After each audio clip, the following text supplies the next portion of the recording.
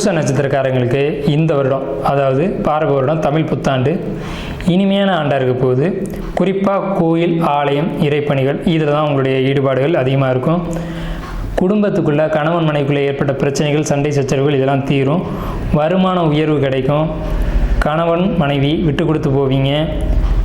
வியாபாரம் அல்லது தொழில் ரீதியான பயணங்கள் உங்களுக்கு அதிகமான வருமானத்தை உயர்த்தி தரும். தொழில் சிறப்பாக இருக்கும். தொழிலில் முன்னேற்றம் அப்படிங்கிறது வந்துக்கிட்டே இருக்கும்.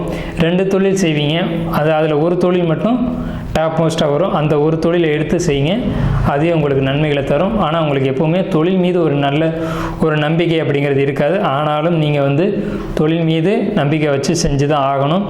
ஆன்மீகம் சம்மந்தப்பட்ட விஷயங்களில் நீங்கள் ஈடுபாடு அதிகமாக செலுத்துவீங்க. எழுத்து, பத்திரம், டாக்குமெண்ட் சம்மந்தப்பட்ட துறைகளில் இருக்கவங்களுக்கு கண்டிப்பான முறையில் லாபமும் முன்னேற்றமும் நிச்சயமாக இருக்கும். எழுத்து பணி, டாக்குமெண்ட்டு, பத்திரம், ஜெராக்ஸு இந்த மாதிரி துறைகளில் இருக்கக்கூடியவங்களுக்கு, செல்ஃபோன் இது சம்மந்தப்பட்டவங்களுக்கு லாபம் அதிகமாக இருக்குது.